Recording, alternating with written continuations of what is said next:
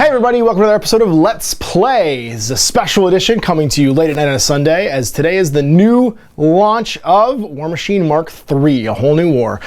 So in tradition, Owen and I are going to be doing our Mutt and Jeff. Look at how impressed he is so far. Look at how impressed he is so far. He's already got his impressed face on. It's Age of Sigmar all over again. No. It's boring, Sigmar. It's Age of boring. We'll see. Warmachine Mk3 sort of test game. Something to get riled up about before. That's true. There's nothing to get riled up about now. All right. Well, we'll be doing a 75-point game. 75-point game is the new 50 points for Warmachine. But before we do that, we're going to give you some highlights from the rulebook. We've got our went up this morning, Warmachine Mk3 rules printed out and ready to go. We've both got our war rooms installed after a few little hiccups, but what was cool was they put the app in the App Store early, so everything was preloaded for us. When we downloaded the app, we got everything for the most part there. And we put our logins in and bought our cards. They just showed up. There was no like big long download time for me. I don't know for you. I just logged in. It was just there and all the cards were there. Like midnight, but then I forgot my password, and then their password recovery didn't work, and then I just went to bed. And then I told you, do you have a cap in your password? They didn't stop me. That wasn't it. I just kept doing it until I got it. Until you finally got it, yeah. Different combinations of letters. I just assume that my wood chopping hands don't work on touch screens, and then I'm just getting the password wrong over and over, and I just spam passwords until either locks or I get it. But I managed to get it the first try. You can brute force all of these. All of these. Just brute force all the cards. Guess my password. It's not my name. So anyway, yeah, the rulebook itself we'll go through right now and just give you some highlights of kind of each section. There are some main changes. There's also 9 scenarios in the book. And because Steamroller 2016-17 isn't out, as you were watching this right now when this comes out, it is lock and load weekend. It could be out. I don't know. It could be on the website. We haven't seen it come out. So the new Steamroller rules haven't appeared on the line, like on web right now. But the season is literally ending today for the last season because the champion's being crowned right now at lock and load. And we have to assume that this is a preview of some of the rules from the new season, and there are some pretty significant scenario changes. And if I'm wrong, like he thinks I am, make that assumption. I like to infer things. I like to think that when you redo a rulebook for a game completely, you're forward thinking enough to put all the new rules and stuff in that rulebook. Say that to Hordes. We did have that conversation as to why it's not one rulebook rather than 2. And that's actually a good segue. We're going to be going through the Warmachine rulebook.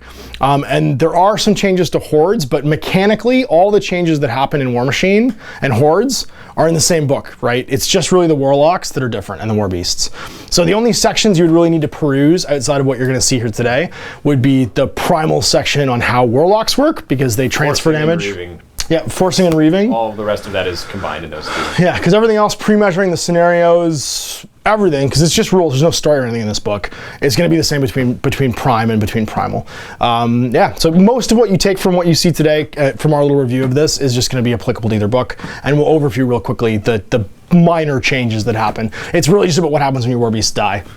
That's it for Hordes. Yeah, and it's just, and it's cards changes other than that. Yeah. But everybody got card changes, so you can't really, we're not going to go through every faction, every card, we're just going to focus on the core mechanics. I'm not going to go through my faction, every card. No, we're just going to talk about what we're using today and some of the primary changes. Army, or the list I'm playing at least. Well, you took the highlights, really. That's what you did. You were like, I'm going to take that. This is the A team. I have a Reckoner, and they've never been bad. And you also took, it's really, you'll see guys when you see, but I feel like Owen's trolling me here with what he took today, because he's even taking min units, which just makes no sense at all, but we'll see. Anyway, we're going to show you right now a quick walk through the rules changes. We'll show our army list and we'll get started. So here we go with Prime, looking through the basics. So the PDF right now on the website has just the stripped down core mechanics of the rules, everything to play the game. It is perfect, ready to go for your e-reader, or you can do what I did, just take it to Staples, get it printed, and get the front and back laminated. And nicely laid out once again with all of the relevant rules and sections. Now I'm going to go to the back and show you my favorite part of any book, which is the index. They kept that in here, and it is expansive. So if you're looking for a specific term and you don't have War Room, and actually even if you do have War Room, because the new War Room just pulls up this PDF. It doesn't give you each individual rule by section. You look at a picture of the PDF and then scroll through it when you hit rules. So it's a good thing this is here, because oftentimes, if you relied on War Room in the past to bring up the individual text for a rule, what it's going to bring up now is this PDF searchably to the section you need, but you still have to go through that page to find the relevant section. So yeah, so I'm glad this is here. I'll probably use this more with the index than I will use the pull up a rule section on War Room. as it is operating quite differently. So, usual forward and stuff. Here's the new slogan: "Victory favors the bold, so bring it on if you've got the metal." Is that play like a god bear? I think that's what the new play like a got a pair is. That's the PC play like you got a pair. I guess. We're gonna, yeah. I can play like I have a pair. But you don't have And to. I want you to not have fun when we do it. Can you do it? Okay, great. I'm glad you've got my back with the not having fun. So most of what's in this rulebook will remain the same. Rules, general guidelines, boosting and stuff like that. Certain things can't be boosted now. Not overboosting. I'm thinking of Focus camping. Focus camping, that's right. But the basic mechanics of using focus to boost things, to get extra dice and stuff like that, still maintains. And additional dice and boosting are two different conventions. So if you get additional dice something, you can still boost it. Whereas if something's boosted, it can't be boosted again, and vice versa. Dice can continue to be stacked. That's right, on top of each other too. Triggers are a new term. I haven't seen trigger before, but they do actually give you the timing for when things get triggered. So like if it activates on a hit, or if it activates on a crit rather, they give you sort of the aura of effects and how it would, the order of effects and how it would stack on top of each other. That's usually based on active or inactive. And they very clearly defined the anytime special rule. So the fact that you can't do it mid-activation, this was always a question that people had, was like, can I interrupt an attack to do an anytime thing? And no, you can. It can't interrupt another action. It has to be when you're not currently doing something else. Oh, so no more charge, swing, feet, That's finish, right. swing. That's right. Or sorry, charge, feet, and then swing. Yeah, you have to resolve or whatever. Actually, no, you could charge, I guess, because charge is technically your movement action. It's a separate action from the melee swing. Is it? Yeah, it is. Okay. Because it's still your advance. Charge is your advance, then the second one's your melee action. Sportsmanship and sharing information. I like this one. They had to put it in there, be nice to each other, and tell people relevant things if they ask. Don't hide and lie. But I have War Room. War Room, you shouldn't have I to. can't show you anything. That's right. And then the big one, and this is probably the biggest key difference in the general section right here, is you can measure anything at any time. You can just measure. So pre-measuring is now a thing in the game. A lot of people argue pre-measuring was a thing in the game already, because if you're clever at measuring your control area for your Warcaster, you could almost always Carpenter's Eye and figure out with the trigonometry what distance was. But actually pre-measuring is just a thing now. You can always know distances at any time. And this has been a bit controversial with some people. When it was first announced, people thought that it was a... Wargamer Girl's wrong. This is better. This is better? Okay. But it was a learned skill. You can go watch that video and let us argue for an hour. Yeah, okay, fair enough. And it has removed, I guess, a learned skill some people had from the previous edition. Carpenters. Which were, people that are good at trigonometry and visually gauging distances. It's super simple now. You can just always know when and if you're able to do things. So even during an advance, you can know if you're coming within range of something. You can measure anything at any time. Next section is just defining all the stats on models. Now, functionally, this is exactly the same as in the previous edition. The stat lines have not changed at all. Individual units may have received a stat change, so I'm not going to blanket say nothing got a stat change, because the cards themselves have changed drastically for every single model and every single faction, with some exceptions. Some things have stayed exactly the same. But the basic rundown, if you guys have played Warmachine before, I'm not going to tell you what the stat cards mean and what everything does.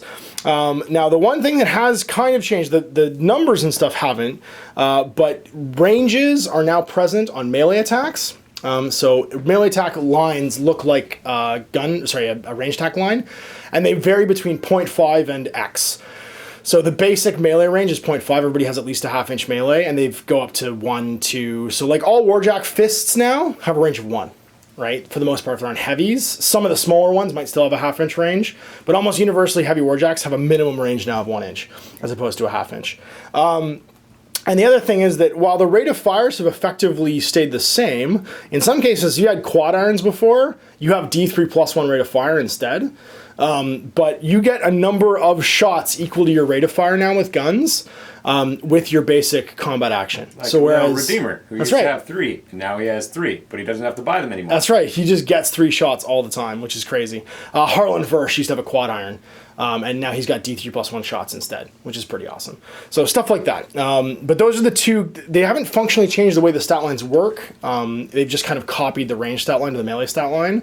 But there are some internal differences to the stat lines that could be missed at first glance. So we're going to mention them because they will change the way the game's played.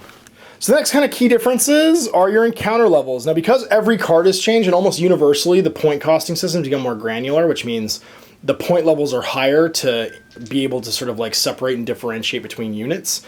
The game has subsequently become higher in points as well. So a duel, which I guess you might have called Mangled Metal, just battle groups in the old edition, is actually 0 points because most Warcasters have so many so many actual Warjack points. You can almost always take a heavy and 2 lights. So that's between 25 and 25 and 30. Well, the one I'm thinking of is actually just the Signar one, because you can get an Ironclad and 2 lights in the Signar one for like 25 points. Fair enough. So it's that if you take that as your basis, sort of for like Warjack's cost, the Khador one, for instance, gets 2 heavies because they're like 12 points each. So it's a 0 point game, and what that tells you is when you buy your starter set now for a Warmachine, you're effectively getting a 0 point army.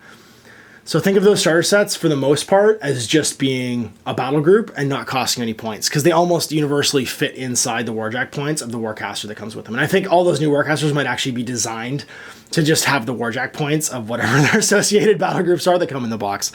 I don't know that for sure, because I haven't looked at the cards for every single battle group, but I'm going to guess, dollars to donuts, that's how it is. One other comment, though, about a rule that we didn't mention is that leadership is gone. That's right, There's command's never going gone. to be fear. There's never going to be terror. Yeah, you still have a command stat for the purposes of coherency for units. Which that has was going to become come more later. relevant because upkeeps no longer apply if you're out of formation. That's right.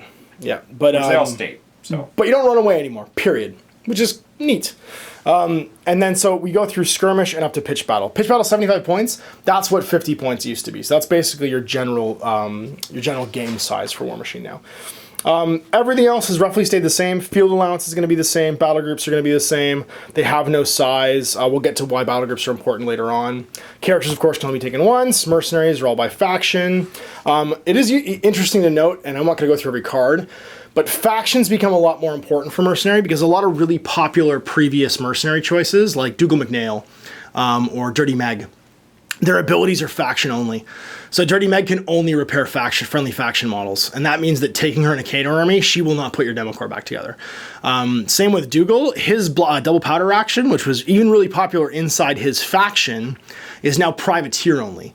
So only friendly privateers get the range boost, which means you can't take him with something like a Guardsman Driller and boost its range on its shots. Or you give it to the Galleon, which is what you brought him for. Which is what you brought him for, exactly. He really is just like a Galleon-only upgrade now, but he can't upgrade everything in range, which he previously could, which was pretty awesome. Yep, yeah. That's right. And there were some popular builds where that became important. So for Mercenaries, I think it was Matt Hammer.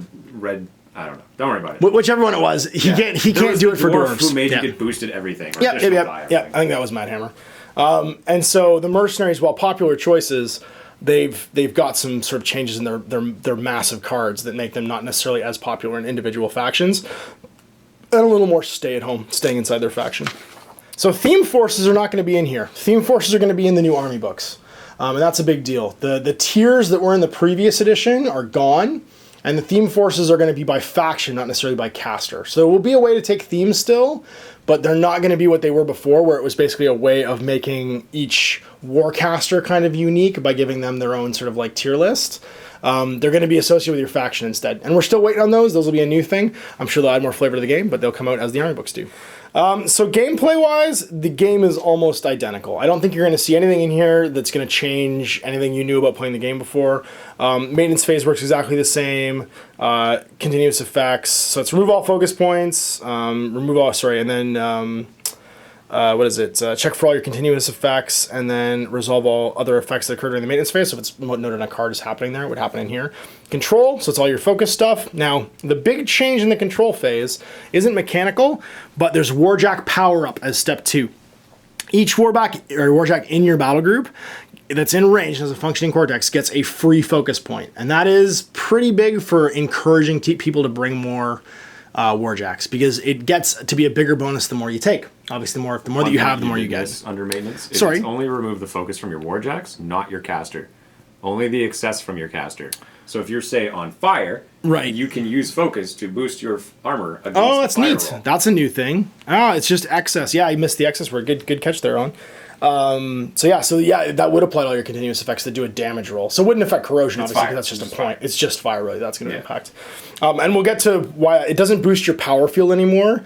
It actually is something you spend. And what's interesting then is you'd spend it, but you'd immediately get it back during your control phase. So you're not actually netting out anything, which is kind of cool. But it means you just need to keep one for when your maintenance phase comes along. Yeah, because you can reduce that fire damage roll by 5, basically. And we'll get there later. So yeah, so that's kind of neat because it's given you a reason to take more Warjacks.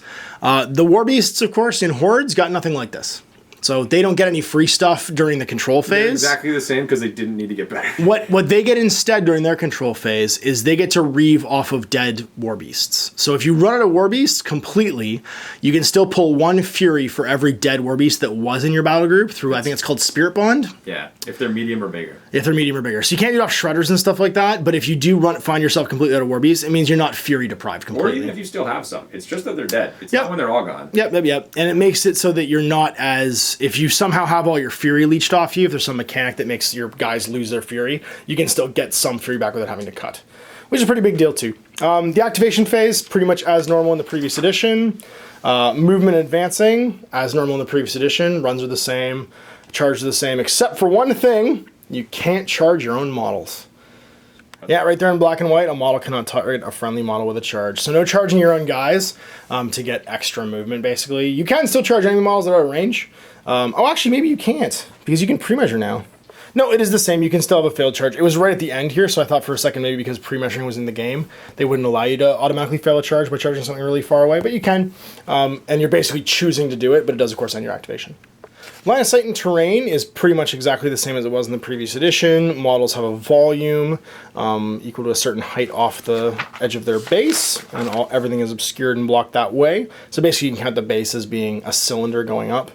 Elevation and whatnot, you do not get an elevated, which is the only thing that really changed on elevated stuff. Colossal models on huge bases, don't get any defense bonus from being on a hill. So for combat, one of the sort of key differences that isn't in the sort of basic mechanics of roll 2d6, add mat, compare defense, or rat and compare defense, is the power attacks. And the power attacks have been reduced in some of their options. There is no longer a push, arm lock, or headlock power attack. Push is pretty popular with Bradagus because it would allow you to power up, what is it called now? Synergy. But the rest of them, arm lock and headlock, I almost never saw happen, I don't think, in the edition. They used to happen, but then they facked it so you couldn't grab people bigger than you. That's right. So the Colossals couldn't get grabbed. That's right, because you'd run up with somebody who was little and grab a Colossal's weapon and stop it from fighting. The trick to get behind them, then they couldn't get away. And they couldn't do anything, exactly, yeah. So those are gone completely. Throw is still in here. I don't think there's a two-handed throw anymore, though. There will be. No, it's just throw. That's it. So the only difference between one and two-handed throws, it's all just called throw now. If you have two hands, you get to roll 2d6 for the test as opposed to a single d6 and add your strength. Consolidated that section, which is kind of handy. Sweep is now in here, so they don't have to put it on a Colossal's card. Sweep is just in the main rules. And that's pretty much it for power attacks. Ranged attacks are pretty much exactly the same. As I said earlier, the only thing that's changed is the defensive bonus for, where is it? Duders being in cover, being on hills. So large models being on hills no longer get a defense bonus. They have added some symbols though. So assault is now just a symbol as opposed to being a rule on a card. Gunfighter was already. I'm trying to think of anything else that has that. No, I think it's just really assault. Parry is now an ability as well. Parry's now a symbol as well, that's right. Yep. I can't think of others off the top of my head. But those are the two big ones I think of. Assault is it just basically saves card space. You don't have to reprint this rule over and over again. They turn it into a generic symbol. Ranged AoEs and spray attacks maintain pretty much the same rules. Magical attacks, pretty much the same rules. Recording damage and stuff, pretty much the same rules. Force fields, however, are the next big change for Warcasters. When damage is dealt simultaneously each column, mark damage to the force field boxes. Oh, sorry, this is not force fields. I'm thinking of power fields. Where's power fields? Force fields are on the red jacks. That's right. The only real difference there is that you get +1 to your D3 damage points when you get to remove damage from the force fields. Warcaster Destruction. Nothing real different there. Possible that. Boxing. Yeah. Remove from table and remove from play are different from destroyed. Cloud effects are pretty much exactly the same. Still don't block line of sight to huge base models. Continuous effects are pretty much the same. Control of enemy models is just giving you some basics on what happens if someone takes control of one of your guys. Knockdown's the same. Knockdown's being pretty important though because tough no longer works with knockdown. So once you're knocked down, that's under the tough rule, but being knocked down can be a terrible state for troll players. With the exception of command stats going down almost across the board, the units activate and work pretty much exactly the same. As long as you're within command range of the unit commander, you're in coherency. You issue orders and charge whoever you want, attack as you will. That's it. Yeah, press forward is the normal order, run / charge. That gives you it gives you a normal movement, run or charge. Warjacks function identically. The colossal rules are just right here in the rulebook now. There are rules in the section for autonomous Warjacks that aren't part of a battle group. So, for instance, the Avatar would be one. Is Deathjack autonomous? No, I don't think he is. He's in battle group. You have it when you have a Jack Marshal. Oh, who dies. That's right, and they become an autonomous Warjack then, yeah. So those are in there as well, in their own little section. And here we have Warcasters in Focus. So this is the section where they go over power up of your Warjacks. And then, where is it? The manipulation and feet. Additional attacks boost power field. So here it is. At any time, this model can spend a focus point to remove damage it suffered. That allows you to basically heal yourself back up. And then reinforcing your power field, you can spend 1 focus point to reduce the damage suffered by 5. So instead of all damage, basically having your arm boosted by what your current focus is and reducing the damage that way, you have to actually spend a point, a lot like a transfer onto a War Beast. And it absorbs 5 points of the actual damage that you take. So it's not adding to your armor, it's just reducing the damage caused. And the model is still considered to have suffered damage, even if the damage becomes 0 or less. Excess damage prevention is lost. The only other real key change is that you can buy additional melee attacks with focus, but your rate of fire tends to cap your actual shooting attacks. Because you get shots up to your rate of fire now, they don't let you buy extra ones on top of that. There's a few guys with reload, which is a new ability. Yeah, actually the Warcaster I'm using today has reload, which allows him to spend 1 focus point to make 1 extra attack. So they've kind of inverted it. You get free attacks up to your rate of fire, but for the most part you can't spend focus to buy extra shots anymore, whereas before you had to. Magic, using focus to cast magic spells, upkeeping and channeling have all remained relatively the same. And then, of course, you get your ancillary rules, like Jack Marshall's battle engines are actually in the book now, as are Colossals, of course. Dragoons, which have mounts and dismounts, have their rules in here. Elite cadres, which are benefits from usually taking a Warcaster or from maybe a tier. Sometimes you get elite cadres from that. Yeah, and characters can give you that too. And that's pretty much it. Terrain. Now, this is an interesting one. They give you your Q&A on what the terrain is and how you agree on what it is during the game. And then what's interesting is... Always deep water. Always deep water and everything to put in all your Warjacks. Terrain and, scenarios have been altered. So you can actually put terrain in zones now, whereas before you couldn't. Before, I think you could only put, forests could be in Forests, there? hills, but you just couldn't put obstacles. But obstacles can now go in there as well as buildings. Now, there are 9 scenarios, I stated earlier in the actual rulebook. Incoming, Annihilation, Seek and Destroy, I think is a new one. That's the one where you have to hold 5 different points to win or kill your enemy Warcaster, which is kind of crazy. Throwdown, Mosh Pit, Close Quarters, Hold the Line, Outflank, and Reinforcements. This could have been in the rulebook. I've never read the rulebook, so... I know you've never actually read the rulebook. And they had a lot of extra scenarios. They did not have these scenarios in the rulebook, in the Mark II one. So there wasn't 9, there was 6. There was not nearly as many, and most of these are new. That could have been in that. Might have been. Yeah, might have been. Had some fun scenarios. So Annihilation is your basic caster kill. That's it. At the end of 6 rounds. If both players have more Warcasters or Warlocks in play, the player who scored the most points during the game wins, which is by killing guys. And then the main victory condition is just to kill each other, and that's it. One we're going to be playing today, though, is Close Quarter. We're not going to overview all of them. You can check them out for yourselves. The big key differences here is the way that scoring works. So you score a flag now if you have a model in base-to-base with it, including Warcasters in this scenario guide. So it's just a model, and then no enemy models within 4 inches. So a unit doesn't have to be entirely within 4 inches of a flag to score it. Just a model from that unit has to be touching it. And vice versa, any model that's an enemy model within 4 will contest it and keep you from doing so. Same with the zone. Yeah, same with the zone. If you have a guy in a zone and no enemy models within the zone, then you can test it. And any model appears to be able to do it. So we'll play more of these as we go through, but we're going to start with Close Quarters. It's the one with 2 flags, 18 across, 21 up. It goes to 4 VPs, 4 control points. And you get a control point starting at the end of the second player's turn. A player scores a control point for each flag he controls at the end of his turn, and that's it. And you can't... His turn, not both turns? At the end of his turn, and that's it. It's not both turns anymore. So it does make the game go a little bit further, and it would explain why there's a lower control score there.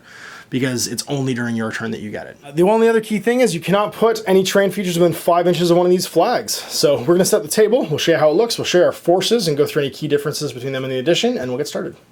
So here's Owen's 75 points of Menoth. What do you got? We got Vice Scrutator Vindictus. Good old Vinny. Along with his Hierophant, Vigilant, Redeemer, and Reckoner, who have all actually changed, and like the functions that they're going to do are different now. We've got a Allegiant of the Fist. We've got Bruce Lee in the back, who got a buff basically across the board. We've got the Choir opposite to him that got nerfed because they only provide bonuses to damage now instead no longer of to attack and damage. That's right.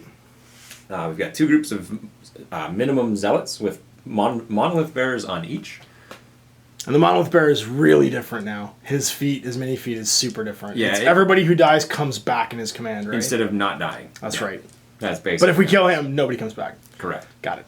We've got a full unit of Errants with their UA, and they're quite different as well. They don't have quick work anymore. Purity's a mini feat. No more Pathfinder. They have Assault. They still have Advanced Deploy, and yeah, that's basically where they're at.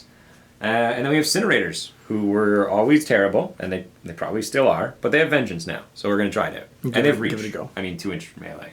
They have Reach. Woo, 2-inch melee. That's cool. So 2-inch melee and Vengeance. So there it is. 75 points. It looks about the same size in army as that you'd run back then. Slightly smaller. Yeah, but I thought it was going to be huge, and my army is significantly smaller than it was.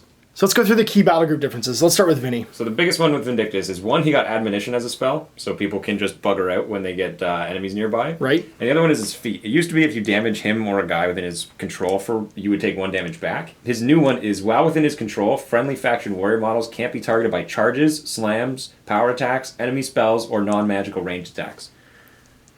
Yeah. Just... So you need magic guns or to just walk up and hit them. You can't charge them, you can't slam them, you can't shoot them with non-magical. Crazy. Yeah, so it's pretty good. It's a pretty good shutdown feat, because it doesn't do what it did before, which was deter you from doing it without dying, but couldn't stop multi-box models. Yeah. It just says you can't. Yeah. And that's almost better in a way. It only works for warriors. Yeah. So it doesn't work as for his warjacks. Yep, I gotcha. But all of his friends are still great. Crazy. Okay, so what about the Vigilant back here? So the Vigilant also, he still is girded. He still has his 2 little shield arms, so he's still high defense and high armor, but he also gained an ability called Roadblock, I believe it's called.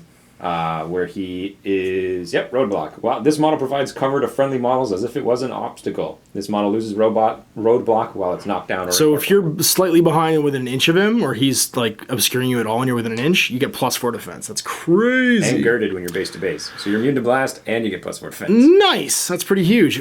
Did Reckoner change significantly? He lost Assault. Okay. That's kind of really all that there is. Yeah, I think his Cloud's still there. His gun got stronger. It went up to 14 from 13. Flare now removes Stealth in addition to -2 defense. That's huge. And then he's immune to fire now, too. Oh, that makes sense, because he's on fire all the time because he's got the big smoking sensor. And what about Deemer? We already talked about how he can shoot 3 times because of his rate of fire. That is his big change. And that's really his big change, yeah. And that's a universal change, but instead of having to spend focus now to get shots, he gets a free focus every turn and gets to shoot 3 times, which is pretty huge. And so there's your battle group changes. Let's take a look at the Khador. All right, so my 75 points consists of Erusk, so P-Erusk, with Silas as a unit attachment, and then I've got the Behemoth and 2 Destroyers as my battle group. I've got Harlan Versh here, the Witch Hunter, as my mercenary. I've got a Man-O-War Kovnik, so not Man-O-War Kovnik, sorry, a regular Iron Fang Kovnik for the no knockdown. He's pretty much functionally identical to how he was. I've got 5 Demo Corps. Now they've changed quite a bit. They don't have Icebreaker or Backswing anymore. They just have POW 16. And Crit Stationary. And Crit Stationary, that's right. So they're slightly... I don't know. I'm still not sure how I feel about them, which is why I want to use them. I don't know if they're not as toothless yet, but you can repair them, which means I need to eventually buy some battle mechanics, which I don't currently have. And then I have a full unit of the good old Iron Fang Pikes with Iron Fang Pike UA. Again, they haven't really changed. Crit knockdown, the 2-inch reach, POW 13 in the charge. Stats are almost the same. The UA is only command 8 now, though. It's the standard that gives them +2 command. So they still have a 10-inch command bubble, but only as long as the standard's alive. Of course, there's take-up on the standard, though, so it can be picked up. They get pretty much exactly the same special rules for the UA as before. They get Relentless Charge, so on the charge, they get Pathfinder, and they gain reposition 5 inches once per game as a sort of mini feat, defensive formation. And that gives you...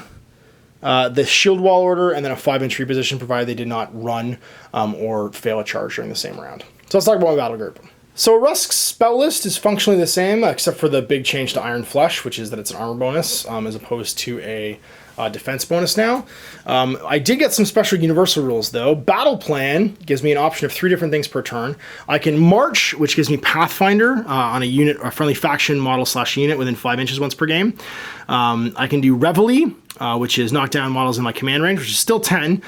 Gets stayed up as long as they didn't get knocked down the same turn. And then Special Orders is the last one. You get Reposition 3+, which is pretty huge. Reposition is the same as the reposition on the Iron Fangs. It's basically if they didn't run or fail a charge, they get to make a 3-inch advance at the end of their activation. Behemoth also changed quite a bit. His subcortex is no longer the huge laundry list of special rules. All it means is that as long as it's not crippled, those boxes aren't crippled, and he has 2 subcortex boxes, I get Powerful Blast on my guns. So for 1 focus point, I boost both attack and damage rolls in those guns. And remember, I get 2 gunshots for free every turn because it's rate of fire 2. Sorry, it's 2 rate of fire 1 guns, I should say. So I do get 2 free shots every turn while advancing. He's actually Rat 4, which is pretty cool. And that means that he's lost the ability to like trample and shoot or charge and shoot because the subcortex used to do that. But powerful charge is a pretty good trade-off, and a free gunshot's a pretty good trade-off. So with his 1 free focus and an extra one, he gets 2 14-inch range arcing fire bombard shots per turn. He's still got his armor piercing and his open fists, so when calculating damage from this weapon, have the base arm stat of the model. His open fists are only POW 12 though now, no bonuses against small base models, so he's a bit more toothless against small based heavy armored infantry, but he does have their armor. Armor pierces against everyone, yeah. That's right, so yeah. It just means that there's no base damage boost, so like guys with low armor, I guess it wouldn't really matter, would it? It just means that you're POW 12 against all armor. Okay, I guess that's kind of an upgrade. And then the same arcing fire on his bombards. Good old Destroyer's functionally the same crit amputation, so fill in the unmarked damage box or circles on the last column or branch damaged. If I get a crit, it's POW 17. Has a 1-inch melee now instead of ½ inch, which is pretty cool because he's a large. That's the same as Big B's fists, actually. They go to 1 inch. And other than that, arcing fire in the bombard, it's almost exactly the same as it was. And here's our table set up for close quarters. Our 2 flags are already deployed. As we said earlier, at the end of the second turn, and only on your turn, not on your opponent's, you store 1 control point for having a model in base to base and no enemy models within 4. It's first to 4 wins, or if a caster kill happens. So we'll dice off right now, first to second player. It's the usual 7-inch deployment for first turn player, 10-inch deployment for second turn player, and we'll set up and get started. So dice enough. I got a 3. You get a 1. So I can choose to go first, second. I'm going to go second, make you set up first. We're deployed. We've got Mr. Harlan. We've got a line of Iron Fang Pikes with the UAs. We've got the Demo Corps, the Iron Fang Kovnik, Destroyer, Behemoth, Rusk, and Silas in the battle line. So my anchor going towards the flag, my assault going over here. We've got the Allegiant, Redeemer, the line of, what are they called? Incinerators. Then we've got the excellent choir hanging out with Mr. Reckoner, Mr. Vigilant to give you some defense stuff. The 2 units with UAs of, what do we call them? Zealots. And then we've got the plus UA unit of Errants up front. And you'll be taking first turn. So, power up the Warjacks. They all get 1 for free. No allocation, because why bother? Legion's going to go. Okay. Walk 7. And then Stance. Sacrifice his action to get +4 defense. And if you miss him with an attack, he gets to make a full advance, and it lasts for a round. So if I shoot at him, he gets to make a 7-inch move. Hierophant's going to go. Yeah, Hierophant will go. Harmonious Exaltation, so next spell costs 1 less. And then Vindictus is going to go. And Take a walk. He's just going to walk up a bit. He's going to cast True Path for 2. So everyone within my control gets +2 movement in Pathfinder. Yep. Then he's going to cast Defender's Ward for 2. And he's going to put that on the Errants. And he has Penitence, but I'll just sit on 2 for now, I guess. Makes sense. Last 2. And I'm also going to cast Admonition. So I have Advo. And he's going to put it on himself. Put it on himself. Okay, so if anyone within 5 inches, you get to make a 3-inch advance. Yep. Ignoring free strikes. Errant's taking a run order. So they run 10 normally. They can go 12 because True Path gives them +2 to their movement. There you go. Press forward. So they're going to run. Doing what Errants do. Which is not what they used to Jam. do. They have Pathfinder again, even though they no longer have Pathfinder. That's right. My spell will give them Pathfinder. +2 move is kind of the big key here. This big forest makes me like be glad that I have Pathfinder. Infinity, exactly, yeah, because you wouldn't have them otherwise. They'd have to stand out in the open. There we go. We're still in coherency. Incinerators are going to run. They normally run 8. They go 10. So you're going to run to the far side of these woods pretty much. Pathfinder because of Vinny. True Path. And it's model/unit, not models. Correct. I didn't realize that at first. Yeah. I was like, this doesn't seem good. Oh, wait. Well, it was great. That means my whole battle line. Yeah. Check 12. Vigilant is just going to run. And he's just going to stand in front, doing what he do. Being armory. Yep. And he's going to just touch base so that they're both girded. Mm-hmm. Then we're going to have these zealots run. They can normally run 12. They run 14. They're going to run up to like there. Lots of movement. I guess I can pre-measure, so I don't have to worry about accidentally measuring stuff that's not part of my control. You got it. Like so. And like so. And the other group's going to run. They're going to do basically the same thing. Your bombards are range what, like 15? 14. With arcing fire. Vindictus is meat bags if he gets shot. Good job, meat shields. Redeemer is just going to run. He can run 10. Yep. But he's only going to go up to about here. No troop out from the jacks, though, so they're just going to run. He's going to run 10 to here. They're 10, yeah. Walk 8 because of troop path. That's right. So he's going to walk here into the woods. He's going to walk 8 up to here. He's going to walk up to here. What's command and leader now? 7? I have no idea. Probably Hopefully relevant. it's more than 6. I think 6 or better. Yeah.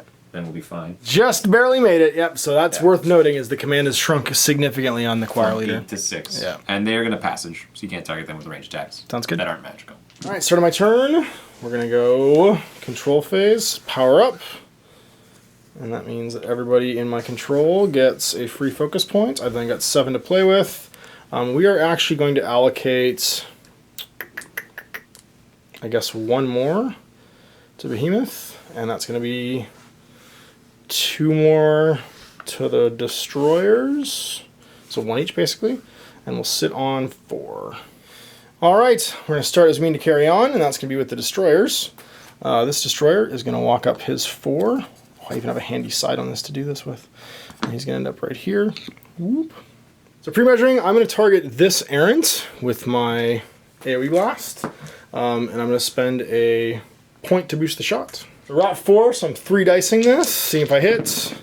Cranks it. Totally do. I will boost the... Let's see who's in blast. AoE gets him. So we're going to get both these guys. I'm not going to boost his. I'm not going to boost his. I will boost against him. So dice off 4 against him. It's going to be 6. He's toast. This guy, it's 7, so it's dice off... 11. Woo! Boxcars? Nope. Nothing. And then we'll boost the one against the Allegiant. What's his Dice armor? off 5. He's number 12. Oh, that's pretty good. So if I can get the average roll here, which I do, that's 11. Tough. Tough. Tough. He's steady, so he doesn't get knocked down. Nice. So he just stands there. Okay. All right, these fellas are going to go, and they are just going to make a advance. And we're going to advance our 6 and go into shield wall. Double checking that was 6. Yeah, just... Yeah, Owen just asked me whether or not I wanted to do the press forward with the Kovnik. He doesn't have that ability anymore. He gets precision strike to everyone in command instead, which is super nice because they get to choose columns of damage, but not quite as speedy moving as they used to be. And then these last 2, hang it over here. We're going to activate the Man-O-War Demo Crew, and they're going to run. Whoop, heading up to the hill.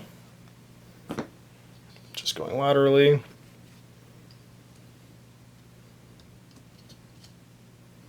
And with 8 inches giving us lots of movement because we only went 6 with the regular unit.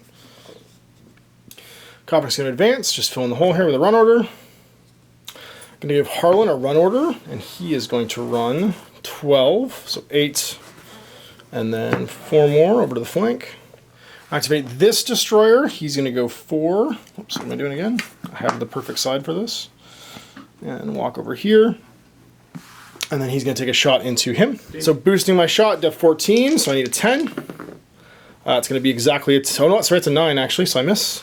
Drift, going to go to the 5, 1 inch. Boop. It's these 3. So those 3, so it's all blast. I'll boost the initial target again. Actually, we'll boost this guy. Why not? So it's going to be... Dice minus 11. Dice minus 11, so I need boxcars. Or sorry, I need 12. I get it. That's going to be a 12 exactly, so I kill the 1. Just complete them because I can still self-sack. Got it, yeah. So boxcars, nope. And the last one, boxcars, nope. Nope. So we'll have this guy die instead. Okay. All right, we are going to activate the boss himself, Mr. Pierusk, and he is going to cast Superiority for 2 onto the Behemoth. Rusk is then going to advance, and he's going to go, 1 to here, and then 2 around to here. The second move, and then he's got 4 left, which is lots of range to get to here. He'll use Spiritual Conduit, and he'll cast Iron Flesh on these guys. Last but not least, Big B's going to go with Superiority. He's speed 6, which means he can move up to here, like so. And then he's going to start doing some gunshots. He has 2 bombards. So the first bombard shot, he's going to target into, let's say this fella.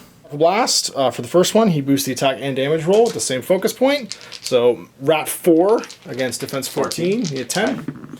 That'll do it, exactly. And it's boosted for free. AoE 3 or 4? 4, so the initial guy is toast. And then this guy here? He is at 7 plus, not enough. Shooting up to my rate of fire, so second shot's going to go into this guy right here. Last focus to powerful blast it again. So it's going to hit him on a 10. Does it with an 11, and then it's AoE 4, so it's again, I think it's going to hit probably this guy, but not this guy, I don't think. Not that guy. Yeah. And not this guy. Not guy? Okay, just the boss then? Just the UA. Yep. Okay, so the initial target, that's going to be a 20. Yep, kills him. And then your boss, he's minus 11, dice minus 11. That's just a 10, it's enough. Mr. Silas gets to go. He's just going to do a run and go hang it over here. Whoop. 2, no command checks, of course, because there's no such thing anymore. And it's going to be power up. Power up. No contagious effects to resolve, and you get your 6 focus. Do you want to upkeep anything? I will upkeep Defender's Ward. Okay. And the admonition that's invisibly on me.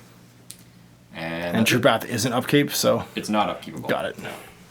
Okay. All right. First move, Hierophant's going to go. Sounds good. Walk up, Harmonious Exaltation, so of next course. spell costs 1 less. Yep. I forgot to take that off. There we go. Next up, this Vigilant is just going to nudge up a bit to there. Okay, True Path not currently up. It doesn't affect him Oh, anymore. that's right, yeah, because it doesn't affect Ward So Jackson. he's just sitting right there. He's going to walk up, staying behind his little robot friend. He's going to True Path again for 2. And then he's going to put Penitence up on this unit of Zealots for 2 more. So the Penitence closest one? costs 3, sorry. Yeah. I can't do that. It's... Well, Penitence costs 3. But you could exalt... Oh, but True Path is 3 down to 2 because Yeah, of exaltation. that's why. Right. Okay. Yeah. So I'm just going to have True Path up, and he'll just sit on 2. Okay. And I guess I will feat Okay. this turn. Yeah. And he's feated, so he's done. Yep. So this Legend's going to walk 9, now that he's under the effects of True Path. Because he's a be fast. And he's going to walk up and touch your flag, and then sacrifice his action to give himself +4 defense. These Look up folks these are gonna fellas, go- yep. They're going to assault. This guy's going to go charging into here. He can charge 10 right now, Lots thanks of to room. True Path. Yep. So he's going to dig himself right in, because we only have a half-inch reach. Sounds good. Gunshot. I remove everyone first. Oh, that's right. Yeah. So he's going to go in as well to there. He's going to try and get to that big guy. 10. Got it, Definitely yep. makes it. Oh, I guess I can pre-measure. You can pre-measure all this. You can literally measure everything before you Oh, go. I just ran that guy in the way, so that's not going to work. This one's just going to run. He can run 12. Okay. So he goes 6, and then 6 more. He's Go just going engage to... B. Yeah, because my subcortex no longer allows me to fire when I'm engaged. Yep. It's a big deal. He's going to charge the one right here, like so. And this guy can go 10.5. He won't make it, so he's just going to run and also engage. Then the UA is going to run. Just keep everybody in command. Yep, so that you can still make free strikes. Stay a little bit closer. Otherwise, no one's making any attacks. And because Defender's Ward won't work if we're out of That's command. right. Yep. So everybody's in. We're good. So we'll do some charges. This little fellow is going to do his gunshot. Sounds good. Defense 13, unless it's changed. Let's just double check. 12 actually now. Rat 6 needs a 6. Cranks it. You got it. It's POW 10. Arm 20. Ignoring your spell. So ignoring that, so arm 18. Yeah, 9 to kill. Nope. Then he'll do his melee attack. Mat 7 needs a 5. Hits. Gets him. Charging Weapon Master. Yeah, pound 9 still. Yep. So and they're not blessed swords, so No. you're minus 11. Does it? Does it? Yep. So it's gonna kill this guy. Yep.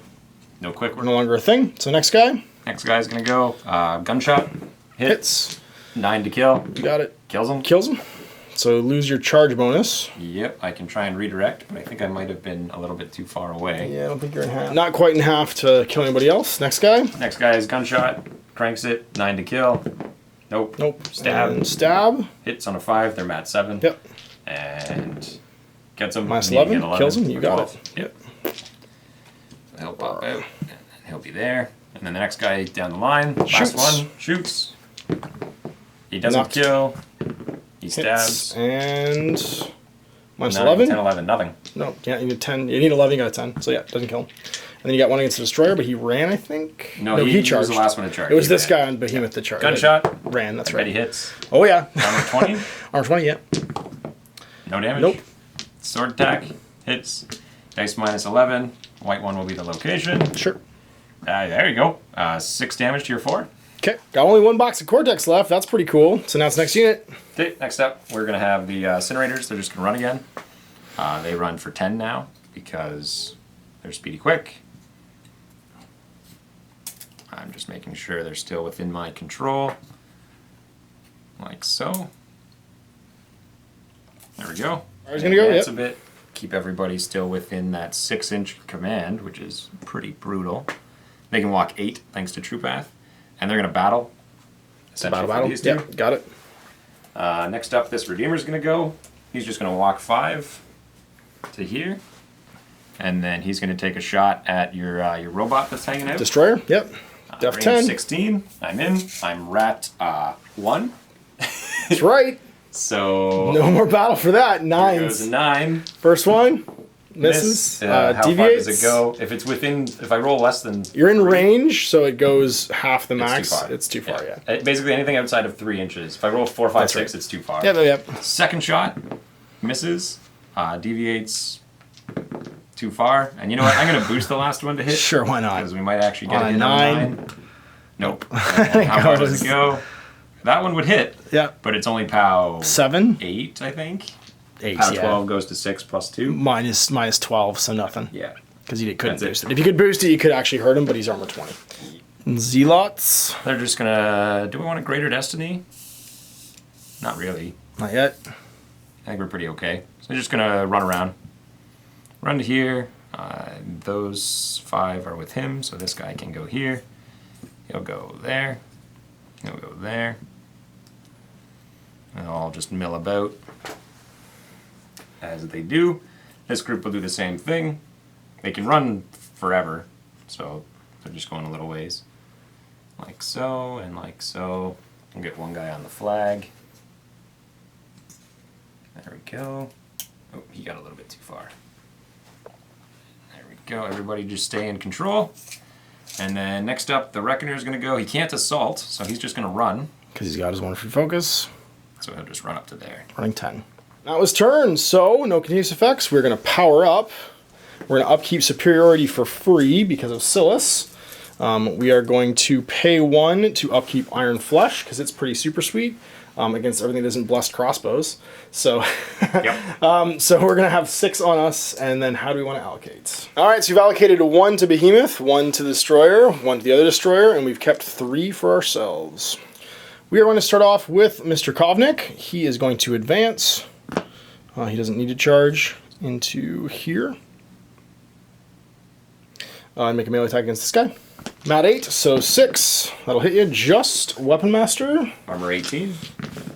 That's going to be a total of 7 plus 12 is 19. So you Kills can him. kill or self-set. You like that one? Cool. We're going to activate the Iron Fangs, and they are going to get their once per game special order, where they can make a 5-inch advance at the end of their advance, and then shield wall. We are going to advance him, just so that he's within 2 of this guy. We're going to advance him to here. We'll advance you to here. These 3, I'm just going to shuffle around to be near friends. These 2 fellows are going to combine melee into him. So I'm mat 9 right now, which means that's a crit knockdown anyway. And you are hit at POW 13, 14, 15, because 2 guys. Dice off 3. Yep. That's going to be lots of dead. That was this fella. Yep. These two will combine melee into him. We use the mat on the leader. I think it's the same actually though. It's 8 actually. So that's 10. That's 16. Crit knockdown as well. And that's 17, 18, 19. Yep. Possibly hard to block. Okay, yeah. So these two are going to combine melee into him now. So that's mat 9. It's going to miss with a 12. Yeah, you need a 5. These two will do it into him. You get 5, 8. They're mat 7, They are now, yeah. And that's going to be a total of lots, yep. You're not immune to free strikes during this. Yep, so we get a 5-inch move, and you've only got a 1/2-inch melee, right? Yeah. And he's in back arc right now, so all 4 of these guys are fine. Mm-hmm. So we're going to go 5 inches, so to here, to here, whoops. We're going to go 5 inches up, like that. 5 inches, there's lots of room to go, whoops, like this, and like this. Well within 10 of him, so we're good. Activating this destroyer, he's just going to walk over to melee him with an inch. We will swing on him with our axe, and we'll boost it a hit. Mat 7.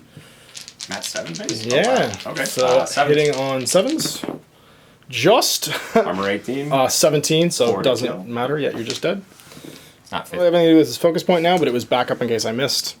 So, counting on being able to pre-measure, I know that 11 inches and 14 inches, I can move my 4 and advance over to roughly here. I still have lots of room, just gonna check my ranges. So I'm out of charge range of these big boys, but I'm within blasty range of big guns over there. And we are going to blast him with the bombard. So the free shot, I will boost a hit. Def on your Reckoner, or your Redeemer, sorry. 12. So, rat 4 and at 8 here. I get it with authority. I will boost the damage roll. Just against him. So, POW 14, dice minus 3. That's going to be 6 to the 3. Trying not to proc Vengeance here, so that's why I didn't boost them. Dice minus 10 against that guy. Nothing. Against the other one. Nothing. It's worth noting that Vengeance used to be on a model killed. Vengeance on these guys is on model damaged. So if I'd even just scratched the paint, they would have gotten to move 3 in the maintenance phase and make a melee attack. So now we've got Mr. Behemoth, and he also wants to be 11 inches away from these incinerators under Troop Path. So we're going to back up. We're speed 6 right now because of superiority, and that's going to put us, we want to be within 14, but not within 11. It's going to be a real hard thing from this angle. I do like the idea of double bombarding that guy, but I also like the idea of bombarding them. The problem is if I bombard them, obviously, well, you can't shoot them. Well, I can't shoot them, that's right, because it's not magical attacks. Yeah. But we could shoot Bruce. Alright, so backing up, we are going to put our first cannon shots into this banner right here. He's def 18 right now because he's engaged, and has Defender's Ward on him, that's right. So I'm going to boost for powerful shots. See if we can hit this guy. I need a 14. I get a 11, so that's going to miss. It's going to deviate to the white 1 inch. So, boop. So they're immune. They are all boosted. So boosting against him, what's his arm? 18. 18 is going to be 7. Dice minus 11, that's a 10. Against him, dice minus 11. That's nothing. Second verse, same as the first. So we're going to shoot him for our boot powerful blast. See if we can hit that guy dead on. Need a 14. Nothing. See where it goes. Direction's the white. It's going to go to the 2, 3. Oh, that's a good direction. So it might pace those two fellas, and it's still going to hit him too, yeah? It should, yeah. Yeah, because it's a 4 inch. Yeah. Okay, so against the duder, boosted. Minus 11. Let's do it, 12. Against the first of these guys, what's their arm? 12. 12, so POW 7 boosted. Lots. Against the next one, lots. They both blow up. So we're going to advance with ye old shock troops. They're going to go 4 and just take some random swings, because why not? So 4 to here. He'll go 4. Make sure he's within 2. No backswing. And then these guys are going to do their same old business. And 4 and 4. Swing. Mat, I believe 7 on these guys. Yep, against defense 14, so a 7 hit. Cranks him. POW 16 now. Yells him. Explode. Second guy's attacks are relevant. Harlan's activation, he's going to advance 6, going over laterally like so. He's going to dial up some shots with his pistol. So, D3 plus 1, It's going to be 4 shots. He is not super great. I think it's only 6. Yep. So defense 12 on these guys because I haven't killed anybody yet.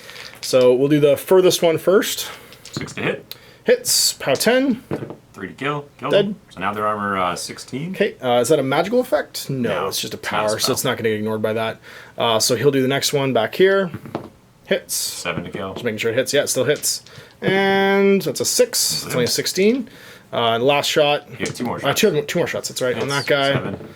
Kills Dead. him. And then last shot on the last guy again. Hits the 7. 7 to kill. Nope. He lives. Activate Silas. He's just going to walk around to here, and he's going to Arcane Secrets him to give him boosted magical attack rolls. Sorry, additional die drop the lowest. And then we're going to activate Mr. What's his face? Mr. Arusk, and he's going to walk 6. Go hang it over here. And he's going to drop 3 for Airburst. So we're going to have it not touch them at all because I don't want their Vengeance to get procced. So that's going to be placing and needing an 11 with this many dice. Dropped. I'm not boosting it. I don't have the dice to boost it. So it's just 3 and then drop the lowest.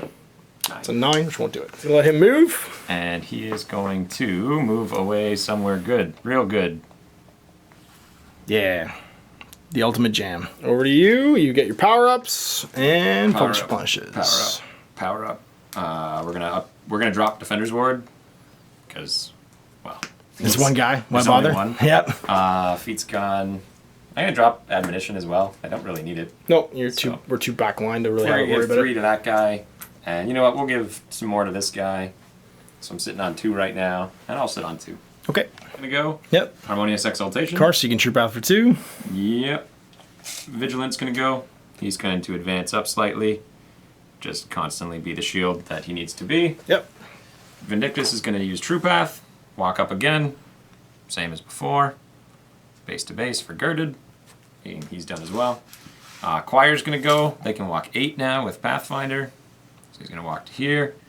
He's going to stay within 6 of him. He is line of sight, though, right? No, it's just stay within your command.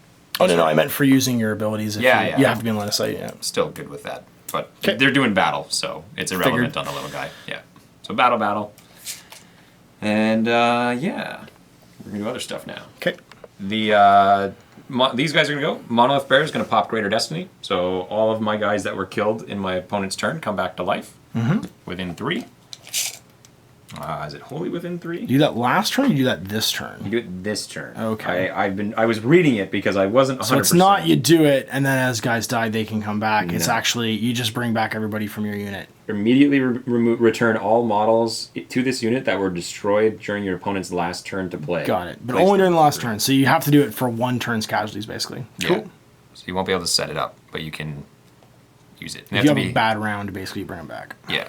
Assuming he doesn't die from Yep. it. Yep. There we go. And then they continue activating. So these guys are going to pray for Fervor to get +2 to damage rolls. It doesn't give them attack rolls anymore either.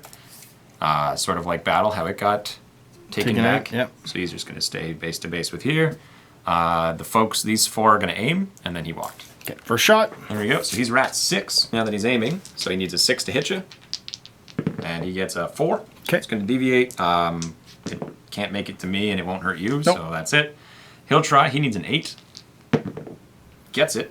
So you take a POW 14. Okay. Your armor 20. So 20, he you gets got it. 7 to kill. Dice -6. Slam. So it's gonna kill this guy. Yep. Blast does won't nothing. hurt him. Yep. This guy over is going to throw a bomb at the next fella. Same thing. Needs a 6 to hit this time. Gets it. 7 to kill. Gets it. Next one over. He's going to try for the next guy. 6. Hits. 7. Gets him. Ooh, hot dice. Yeah. And this guy, I think, is out of range. I can pre-measure. And he is. So he's just not even going to throw, because I would probably hurt myself more than you. Your Destiny in the other unit. Bring back 2 more guys. Yep. And the whole lot of them are going to run. So they can run 14. So he's going to just run up and be obnoxious. He's going to run 4 and some more and just get in there as well. Monolith Bear is going to run right into the middle of these guys. This fella's going to run 4, 8, and then 12. And he's got even 2 more on top of that just to be a zealot. And some more. Oop, stand like that. Yep. Stand outside of 2 of the big guy. There we go. And that's it. Reckoner. Actually, no, sorry, no. The Wrecker's not going to go. Your Legend's going to go. Okay. He's going to sacrifice his movement and get his plus Plus 4 4 again. defense, yep. Then he's going to punch that guy. Sounds good. I believe I'm Mat 7. He does Hits. it. POW 9, Weapon Master. Okay, minus 11. Nothing. He's going to punch you again. Second attack. Hits. Minus 11. Minus 11. Nothing. Which move? And he is just going to move kind of right in front and just pin you to the wall. Sweet. This guy, he's just going to kind of hang out right... Actually, I can pre-measure before I move, couldn't I? So he's in range. So I think I'm just going to pot shot this fella. Make for it, yeah. So you're not going to move. No. I'm just going to aim and boost. Sounds good. So I'm at 7. Defense on a Kovnik, 12. I hit on an 8 plus 7. Okay. Damage 16. Am I gonna Arm boost it? 15, not unyielding right now because he's not engaged. Dice plus 1. 6. That's enough. He's got... Not 8. How many bucks? He's got 5, and he's not tough. So he's dead. Yeah, so it's going to remove him. Whoop. So the guy's going to go. He's going to aim. And then he's going to pop rockets at you. Yeah, so 7s then. So look for a 7. Rat of 3. Rat of 3 because he's aiming. Misses Negative. on 5. Dad won't do anything. Care. Yep. He'll boost the second one. 7. Hits. Gets it. Damage 14. Boost So the minus damage. 6. Dice off 6. Does 6 to the 2. It's a chunk out of him. One more shot. Yep. I'm going to just try and raw the 7. Go for it. Nope. Nope. And then I try to boost the blast if I get close, which I don't. Run charging these guys? Yep. Yeah, he's going to charge here. So they normally would charge 7, they charge 9. He's just going to charge to here because he has reach and stay about there. He's going to go as well to there. He's going to charge 9 to there. He's just going to run because he wants to sit on the flag so he can score another point this turn. And he's going to run and also be around. 3 attacks, Mat 7. 3 to hit. Gets it. POW 12 minus 8. Minus 8, you got it. Weapon Master charging. He So does 8 8 to 5. Breaks his cortex, so no more free focus for him. Second no focus guy. at all. Hits. You're also on fire. That's so right. You consider this. Minus 8. He does another 5 damage to your 5 5. and 5. So 5 and 5. Another big spike. Right arm's gone. The last guy hits as well. Dice minus 8. He does another 5 to 5. to your 5. Yep. Just spike in the same spots. And that's going to be... Not enough to He's kill got him. 10 left. Yep. And not even break his arm. No, his arm still works. Okay. All right, and that's your turn. So it's back over to me. Yeah. Yeah, he's still Oh, alive. yeah. He's going to stab the middle one. Go for it. He's Mat 8. Does it. Does it? Yep. POW On 9. 20. Needs a 12. Nope. Now it's the end of your turn. You're going to score 1 and 2. Halfway home. All right, so we're going to continue to upkeep superiority and pay 1 to upkeep, what's it called? Iron Flush. Leaves us with 6, and then power up hands out 2, except to this guy because he has no active cortex. Getting 1 extra 1 to this destroyer, giving 2 extra 1s to Behemoth, and that's going to leave us with 3 on Mr. Irusk. So first, we're going to activate this fella, and he's just going to walk away. So he's going to break first this guy's melee. Let's go ahead and swing. Plus 2 hits. Still boosted. Yep, because 4 dice. Super great. Minus You 8. got it. I've got 10 left. Does another 4 to 5. Okay. Keep going. That might break your gun arm. Until I die anyway. You hit me, defense 10, and Minus then you 8. do 5 more, I'm done. I don't leave Rex anymore. That's the big key here, and the reason that's a big key is no one gets defense from him dying, Yep. and I don't actually stop anything else. So walking away is just the safe play because it means that I can now put guns aplenty into these fellas. I had the option to not kill me, but my gun was still functional, so it really doesn't make sense to not just swing on me in this case. Then we're going to activate this fella. So we're going to aim by forfeiting our movement, and we're going to put a boosted shot into this fella right here. Need a 5 to hit him. I get it. We're going to not boost any of these damages. So against this fella right here, It's full damage, so armor 17. you got it. So dice minus 3. That's going to be 5. Oh, sorry, 4. 4 to number 3. Yep. 5 boxes now. So I almost killed him just there. The next guy to the left is minus 10. He's only POW 7 now. Nope. Nothing. And the last guy minus 10. Nope. Nope, nothing there. Armor And then against 12. Bruce, we will boost. So it's dice minus 5. Just need to do 1 here to make it tough. Oh yeah, Hooah! No. dead. Which is what we needed. So now we're going to activate the Iron Fang Pike Man, and they're going to run slash charge. And we're going to go this fella. He's going to run slash charge. He's El Capitan. Like this. He's going to run slash charge over this way. Lots of room. Bloop, like that. He's just going to run because he doesn't even have a weapon. Being face to face with him. Everybody else stay where they are. So we're going to take a swing on him. I am Matt 8. Your defense 12. 12, so 4s. That'll do. Crit knockdown. And yeah, you just turn into... I actually didn't go far enough for an extra dice, but you're still just exploded. They'll get bonus armor now, though. And then this fella right here, he's going to make one into him. He needs a 4. Matt 7. Misses. They'll face This fella right here. Yeah, that's right. Sorry, they'd spin to be center. We're going to stab this zealot. He's defense 12. So we're going to hit him with a lot. Armor 16. He's so okay. 15. Oh, no, sorry. Nope, he's... Different unit. He's dead right. That's right. So now it ups the armor on the other side. No, sorry. He's still good. It was the same unit all here that died. That ran 1, 2, over 3, here? 4, 5. Nope, you're right. Yeah, okay. My bad. Okay. We need to color code these guys. I do. So this guy right here, he is going to hit your... You've already done your mini feat, so actually we'll do him next. He'll hit this guy. On a anything. He hits with a 11, actually misses. Yep, that's right. And then he'll hit this errant. F12. Hits with a 14. 16, minus 3. Base minus 4, actually. Lots. So that's going to be 7, yep. Activate Harlan. He is, I think, just going to aim. Yeah, so we're going to dial some shots. Aiming. We're going to get just 2 into your Monolith Bear. He's defense. 5 to hit.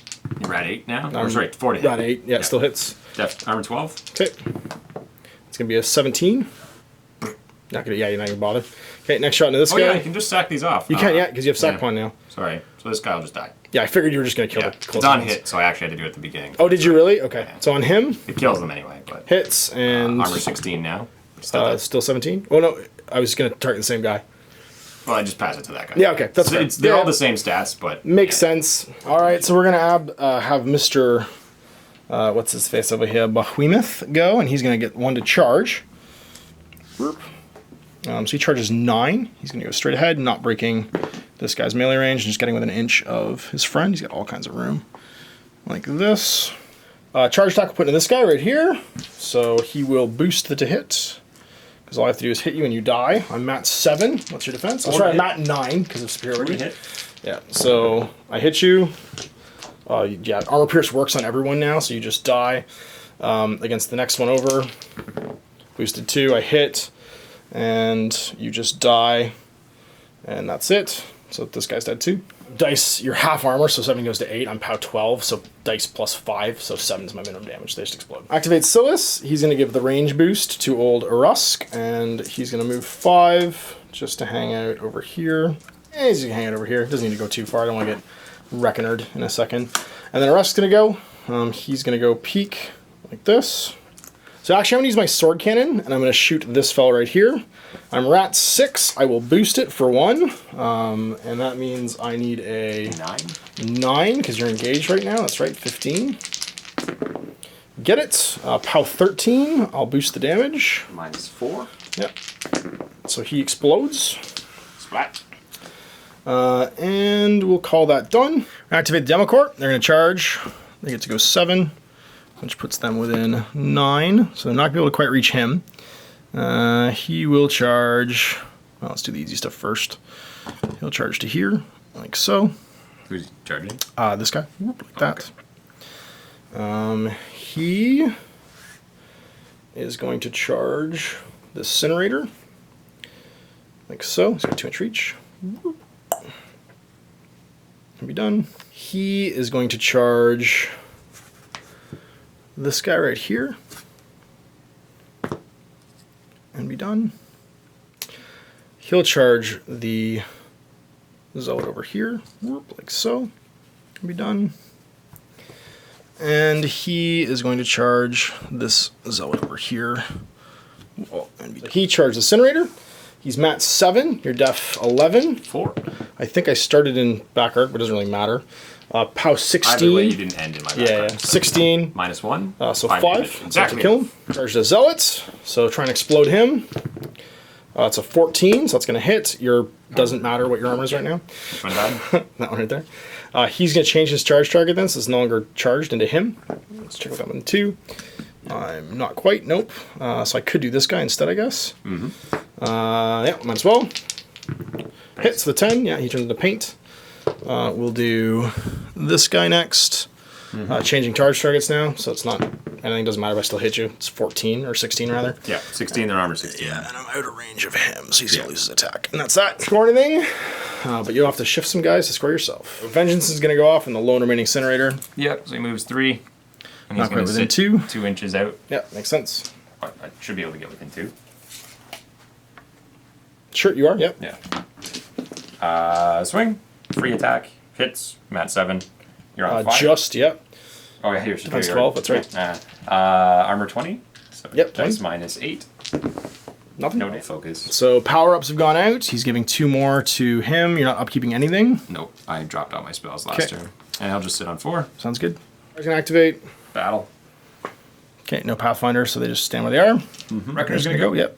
Walks up 2, and then 3 more, just into this crowd. He'll face like that. Take a swing with his hammer against that fella. Okay, defense 11, so Needs a 5. you got it. Gets Hits. it. Pound 19. Arm 16. Dice plus 3. Needs an 8. Paste. Kills him, yep.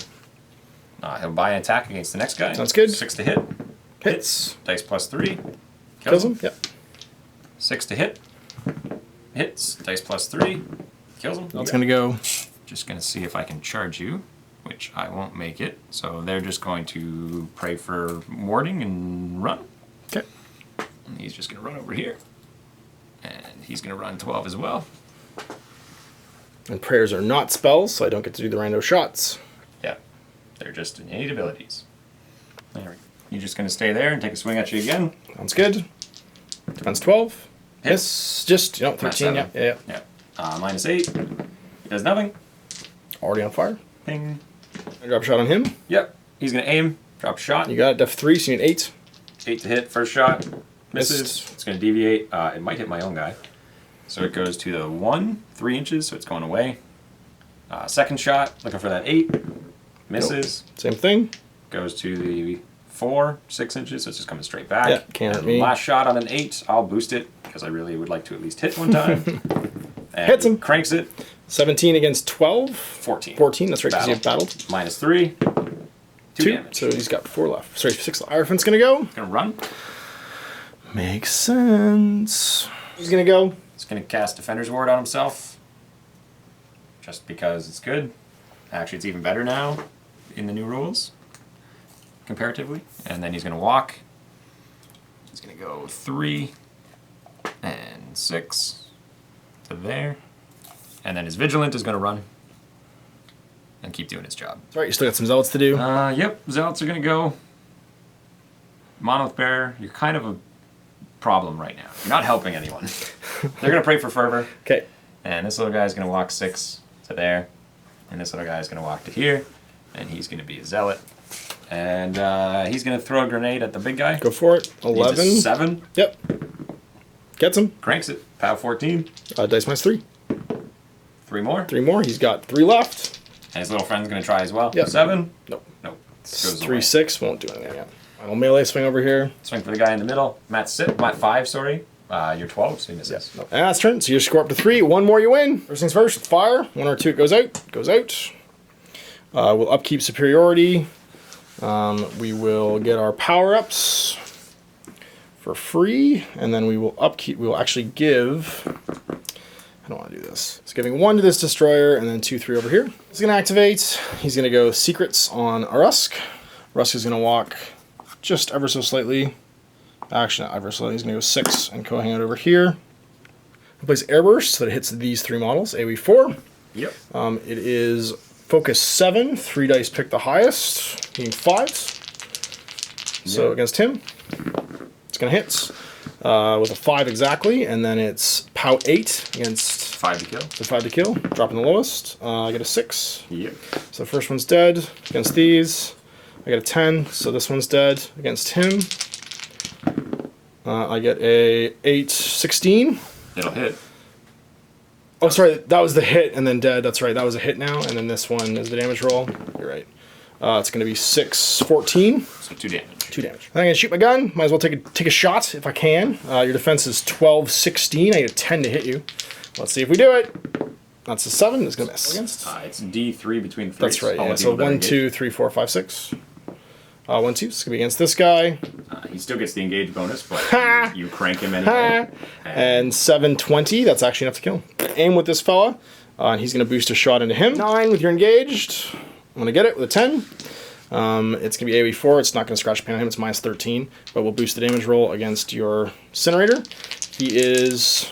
Armor 17. Armor 17, so it'll be dice minus 3. That's going to be 1. Need a 4 plus.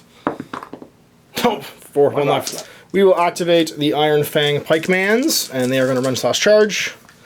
We are going to charge the Incinerator. So, he's going to do the same thing, because you don't have reach and we're not within an inch. Like so. We're just tucking him in. He's just going to move into base to base, like that. He's going to run, be over here. He's going to do the same run slash charge. And go, I can go this way if I want, whoop, and then just turn in, and then 2.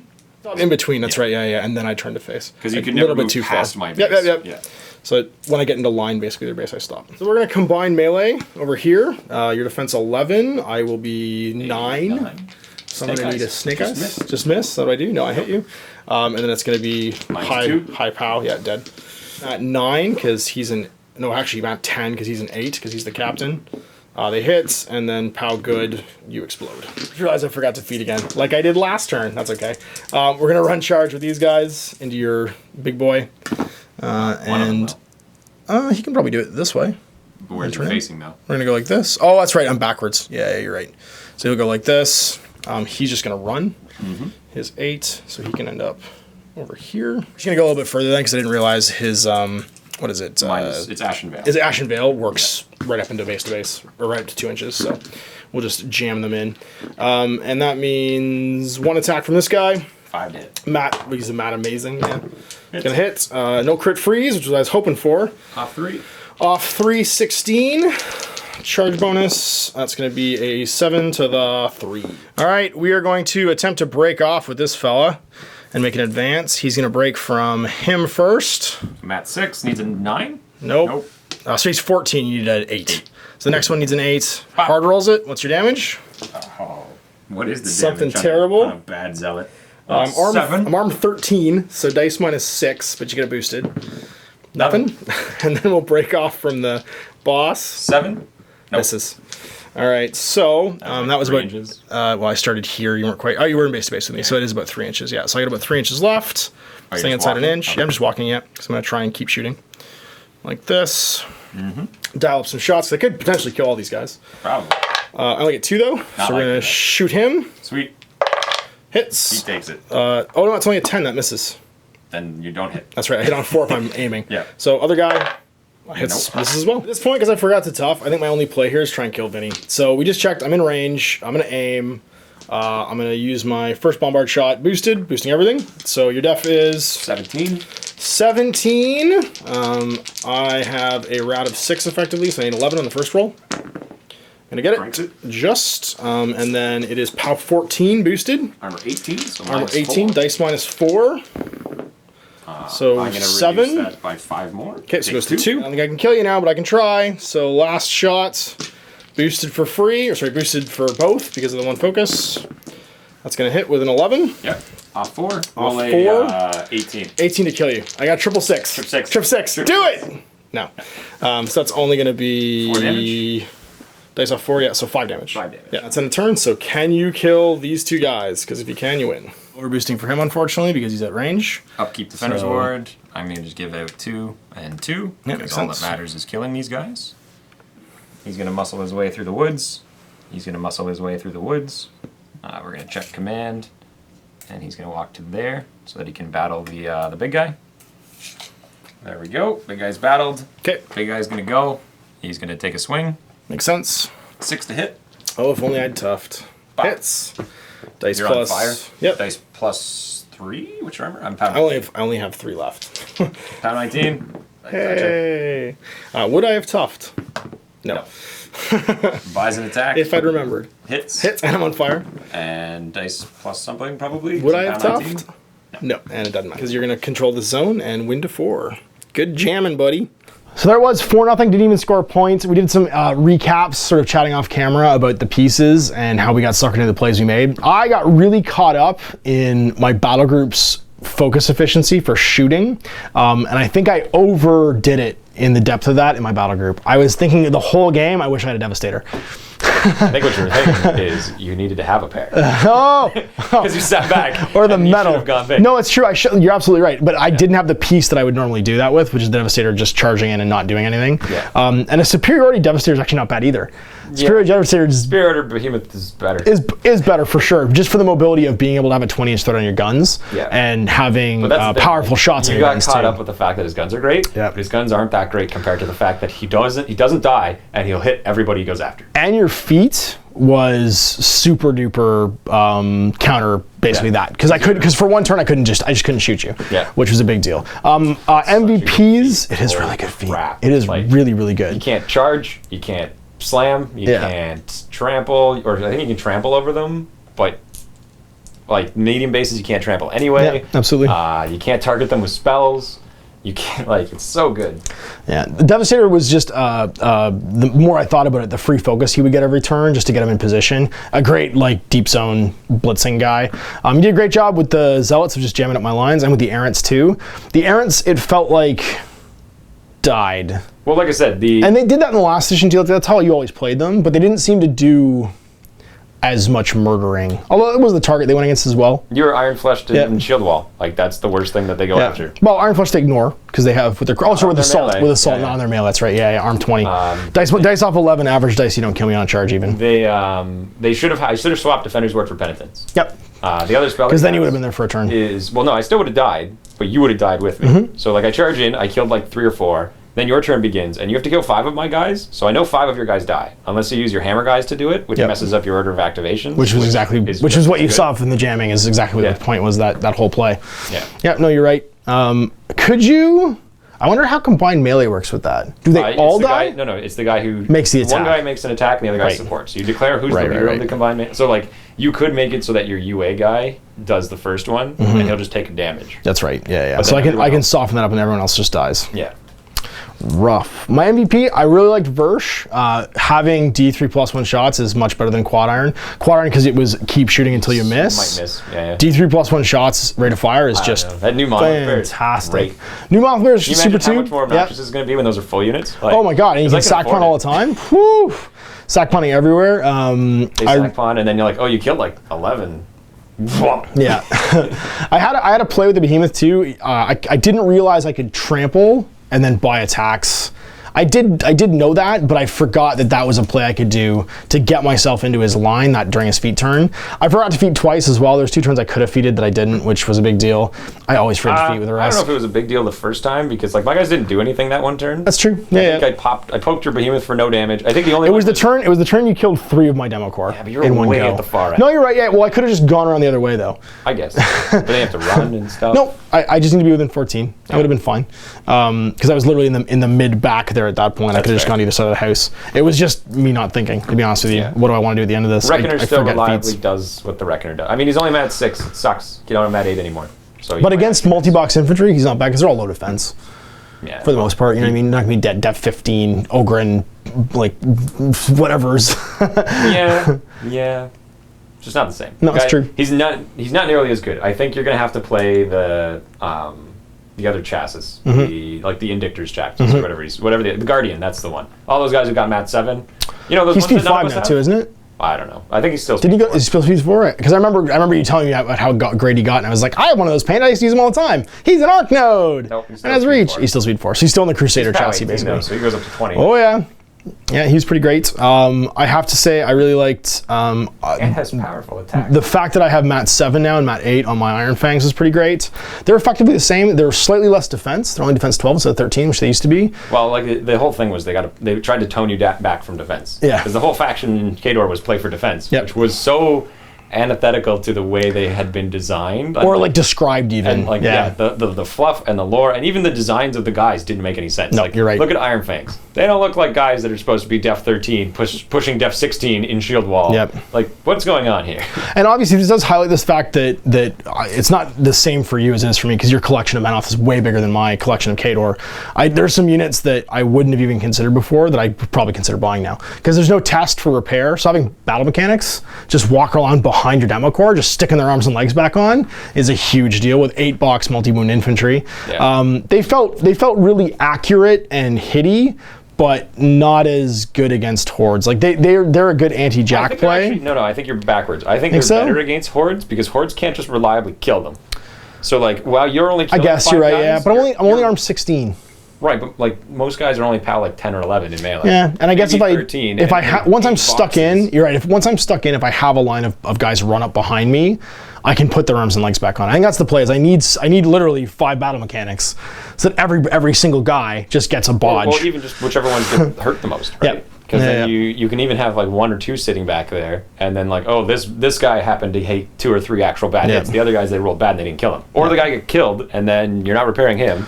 Yeah, and the battle mechanics are actually a really good target for Iron Flesh then, because they can stand in behind and not take blast damage. Or you just Iron Flesh the first guys. Well, that's what I'm saying. Well, no, because you don't really care about blast damage on the demo car anyway, because they're armor 16. Yeah, but Arm 18's great.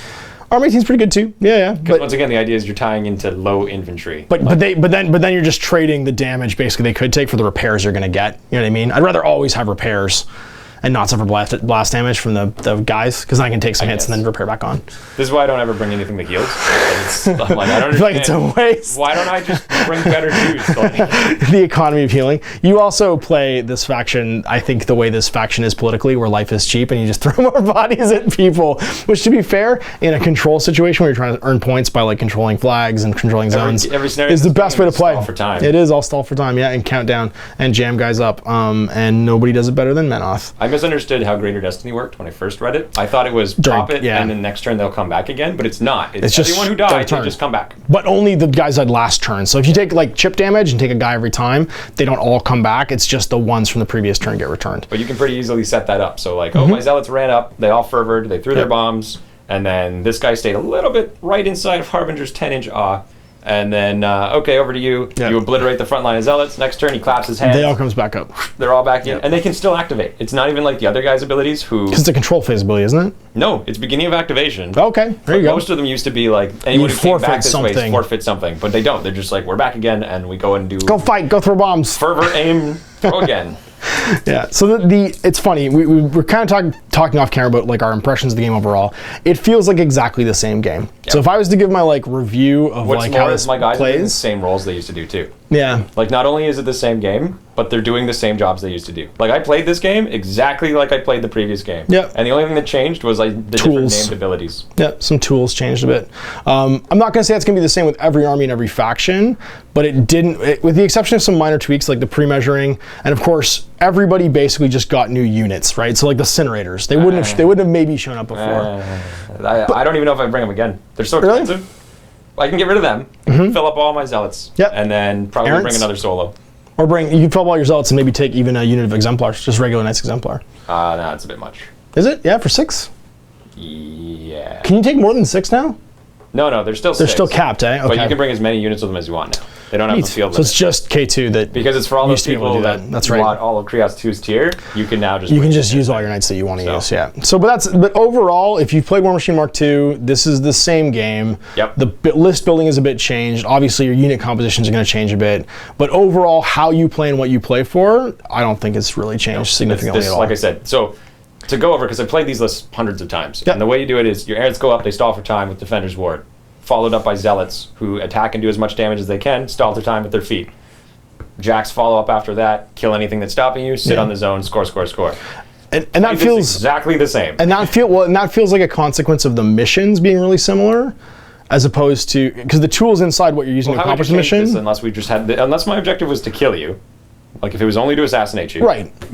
That strategy is going to work. Yep, absolutely. Well, what I'm saying is, and that's why it doesn't matter that every card changed in every faction for the most part, is that what you're playing to do is functionally the same. And how you're playing, the core mechanics of the game have stayed functionally the same. So like, the models within those ones that did change, their role is still the same. Yeah, they still do the same thing they used to do. But that's not going to change because the objective of the game itself, which is the missions, are functionally still the same. Jam up zones, earn control points, try and kill the enemy warcaster. Right. None of that has really effectively changed, and the core basic mechanics of the game haven't changed either. Yeah. So even though you might have a slightly different toolbox and models have gone up and down in value and how they're going to accomplish that, it doesn't really change what you're doing. I think you're just going to see, you're going to dust off some models you haven't used in a while, like Vigilant there. He's going to be like in every list. Vigilant's already in every list, let's be honest. He was before, too, because I used to bring him with... He wasn't in Sevi Double GD.